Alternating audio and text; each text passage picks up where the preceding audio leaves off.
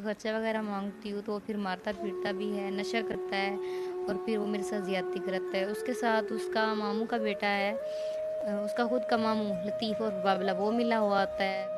यानी कि ये सारे मिलके ये 8-10 लोग जो हैं ये ज़िना करते रहे, आपके साथ ज़्यादती करते रहे। जी, मेरा शौहर खुद ही इनको बुलाता था और खुद ही ये सब कुछ कराता था। जी, मैं कुरान पाक पढ़ी है? कुरान पाक भी पढ़ी हूँ और 12 पढ़ी हूँ। माशाल्लाह। अच्छा, कोई अल्लाह का नेक बंदा ये वीडियो देखने वाला, कोई अल्लाह का नेक बंदा आपकी हेल्प करना चाहे, आपका सहारा बनना चाहे तो आप उससे निकाह कर लेंगे? जी, जो इस मुश्किलों में अब मेरा साथ दे, क्योंकि इस वक़्त मेरे बहुत ज़्यादा हालात तंग जा रहे हैं और मुझे आसरा भी अब किसी का भी नहीं रहा। और वो इस मुश्किल हालात में अगर मेरा कोई साथ दे तो मैं ज़रूर करूँगी। अगर कोई देखने वाला अल्लाह का नेक बंदा इनसे निकाह करना चाहता है, इनकी मदद कर सकता है, सिलाई मशीन लेके दे सकता है, तो स्क्रीन पर शो होने वाले नंबर पर रब्ता कर सकता है।